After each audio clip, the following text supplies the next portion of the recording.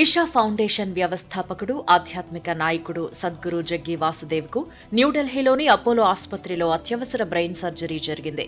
గత 4 వారాల నుంచి తీవ్ర తలనొప్పితో బాధపడుతున్న ఆయన్ను పరిశీలించగా మెదడులో భారీ రక్తస్రావంతో పాటు వాపు ఉన్నట్లు వైద్యులు గుర్తించారు. ఈ నేపథ్యంలోనే ఈ శస్త్రచికిత్స చేయాల్సి వచ్చింది. ఈ నెల 17వ తేదీన బ్రెయిన్ సర్జరీ చేశామని, ఈ ఆపరేషన్ విజయవంతమైందని వైద్యులు తెలిపారు. ప్రస్తుతం సద్గురు ఆసుపత్రిలో పూర్తి ఆరోగ్యంతో కోలుకుంటున్నారు అని స్పష్టం చేశారు. అపోలో ఆసుపత్రిలోని senior consultant neurologist Vineet Suri ఈ సర్జరీకి సంబంధించిన వివరాలను పంచుకున్నారు.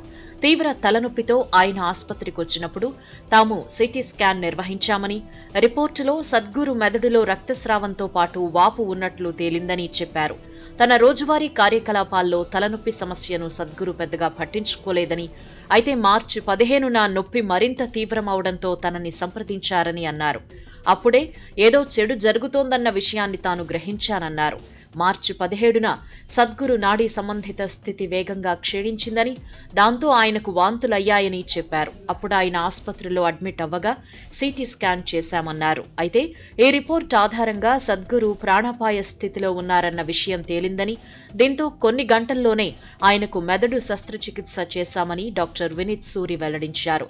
ఆ సర్జరీని వినీత్ సూరి, ప్రణవ్ కుమార్, సుధీర్ త్యాగి, ఎస్ చటర్జీ నేతృత్వంలోని వైద్యుల బృందంలో నిర్వహించారు. ఆ సర్జరీని వినీత్ సూరి, ప్రణవ్ కుమార్, సుధీర్ త్యాగి, ఎస్ చటర్జీ నేతృత్వంలోని వైద్యుల బృందంతో నిర్వహించారు.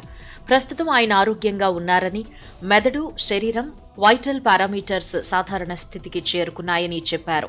తాము ఊహించిన దానికంటే వేగంగా ఆయన ఆరోగ్యం మెరుగుపడుతోందని చెప్పారు.